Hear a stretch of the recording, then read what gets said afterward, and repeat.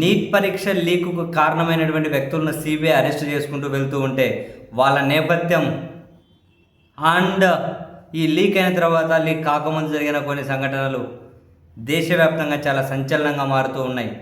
మరీ ముఖ్యంగా ఎప్పుడైతే రాహుల్ గాంధీ గారు ఆర్ఎస్ఎస్, బీజేపీ ఈ శక్తులు పూర్తిగా విద్యా వ్యవస్థను కూడా వాళ్ళ చేతుల్లోకి తీసుకొని ధ్వంసం చేసేస్తున్నారు, విద్యా వ్యవస్థను నాశనం చేసి బాగా చదివే వాళ్ళకి అన్యాయం చేస్తూ ఉన్నారు అని ఎప్పుడైతే తను వ్యాఖ్యలు చేశారో రాహుల్ గాంధీ గారు లాంటి వ్యక్తి ఊరకే చేసి ఉంటారు కదా అనే చర్చ స్టార్ట్ అయింది.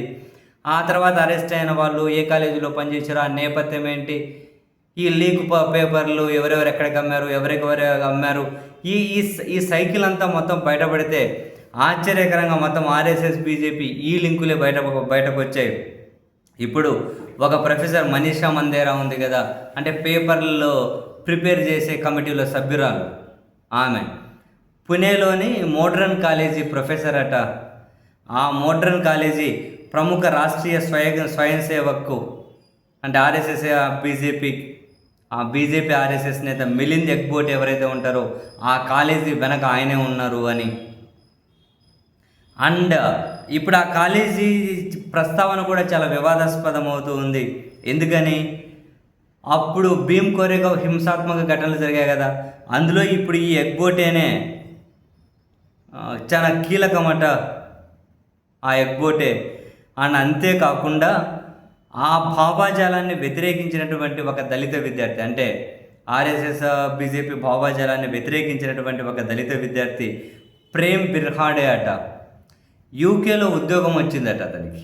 ఆ కాలేజీకి సంబంధించిన విద్యార్థికి యూకేలో ఉద్యోగం వచ్చిందట. సో మా సిద్ధాంతాన్ని వ్యతిరేకించాడు, అంటే మా ఆలోచనలను వ్యతిరేకించాడు అని చెప్పి కావాలనే క్లియరెన్స్ పత్రాలు ఇవ్వలేదట. సో పాప మా దళిత విద్యార్థి అంటే వివక్షత, ఆయన కెరీరే నాశనం అయిపోయినా ఏమీ చేయలేకపోయాడట. సో ఇప్పుడు ఈ మందారే దొరికిపోవడంతో ఆ కాలేజీ ప్రవర్తన మరోసారి వార్తల్లోకి వస్తూ ఉందట. ఈ పేపర్లు లీక్ చేసిన వాళ్ళు, ఆ పేపర్లు లీక్ చేస్తే కొన్న వాళ్ళు, వీళ్ళు ఈ పేపర్లు లీక్ చేసుకుంటూ ఎవరికైతే క్వశ్చన్ పేపర్లు ఇచ్చారో వీళ్ళంతా కనుక దాదాపు ఒకే భావాజాలానికి సంబంధించిన వాళ్ళే అన్నది దేశంలో ఇప్పుడు పెద్ద ఎత్తున జరుగుతున్న చర్చ. అండ్ ఈ మనీషా మందారా అనే ఈ ప్రొఫెసర్ ఏదైతే ఉందో పుణేలోనే ఆమె నివాసంలో కొంతమంది కొన్ని సెక్షన్ ఆఫ్ విద్యార్థులకు రహస్యంగా ప్రత్యేక కోచింగ్ పేరుతో పిలిపించారట, ప్రత్యేక కోచింగు. అక్కడెక్కడే కూడా ఎలక్ట్రానిక్ ఐటమ్స్ ఏవి వాడలేదట.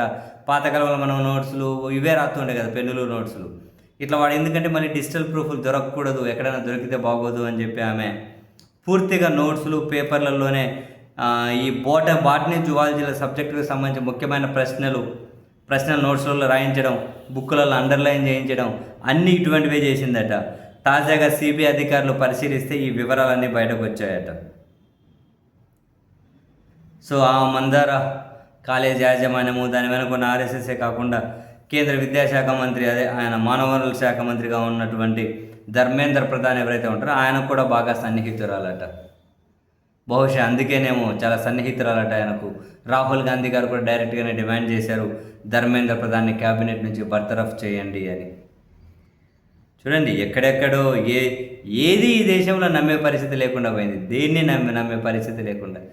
పరీక్షలు కొన్ని లీక్ అయితే ఇట్లా లీకులు దాచుకోలేక బయటకు వచ్చినవి ఇట్లా బయటపడతాయి. లోపల ఎన్నో ఇప్పటికి 80 సార్లు పైగా పరీక్షలు రద్దయ్యాయి 12 ఏళ్లలో. మరి ఇంకా ఐఏఎస్, ఐపీఎస్లు అవేంటి, అదే సివిల్ సర్వీస్ ఆ ఎగ్జామ్లు ఎట్లున్నాయో, ఆ ఇంటర్వ్యూలు ఎట్లున్నాయో, ఎవరికి ప్రియారిటీ ఇస్తున్నారు వద్దురా అయ్యా. ఒక్క దాని మీద కూడా విశ్వసనీయత ఒక్కటి కూడా నమ్మేటట్టు లేకపోయింది పరిస్థితి.